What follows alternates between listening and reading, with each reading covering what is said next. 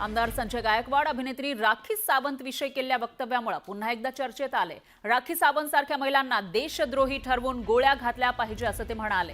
भारतात जन्म घेणं, इथं कमावणं आणि ऐशोआरामात राहून विरोधी देशामध्ये जाऊन तिथला नारा देणं हे सहन केलं जाणार नाही असं गायकवाड यांनी म्हटलं। तर अशा महिलांना भारतामध्ये परत येण्याची परवानगीही देता कामा नये। देशासाठी अशा लोकांना कायमचं तिकडेच गाडायला हवं अशा शब्दात संजय गायकवाड यांनी संताप व्यक्त केला।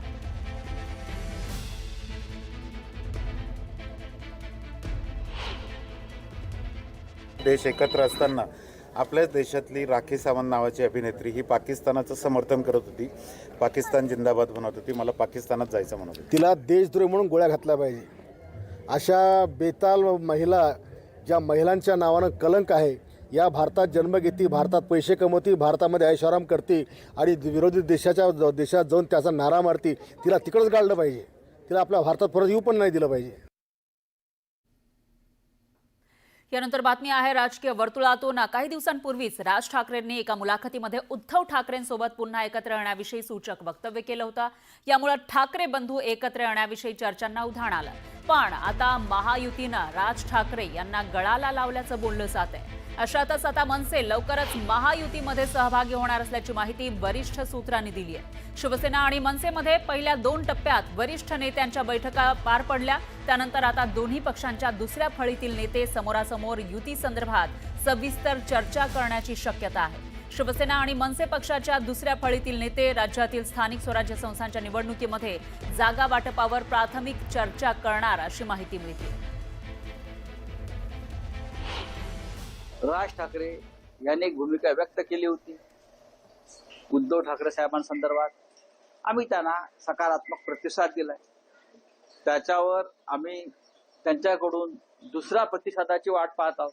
आम्ही लोकभावनेचा आदर केला, आम्ही प्रतिसाद। आतापर्यंत आमच्यावरती आरोप होत होते की तुम्हाला एकत्र येणं नको आहे 2 भावांचं किंवा ठाकरे कुटुंबाचं। आता आमचं मन खुलं आहे।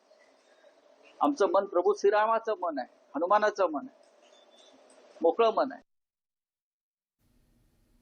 तर उद्योगमंत्री उदय सामंत यांनी राज ठाकरेंच्या शिवतीर्थ या निवासस्थानी जाऊन त्यांची भेट घेतली। मनसे अध्यक्ष राज ठाकरेंनी उदय सामंतांना भेटीसाठी बोलावल्यानं ही भेट झाल्याची माहिती आहे। मात्र राज ठाकरेंसोबत कोणतीही राजकीय चर्चा झाली नाही, ही केवळ सदिच्छा भेट होती असं स्पष्टीकरण उदय सामंत यांनी दिलं।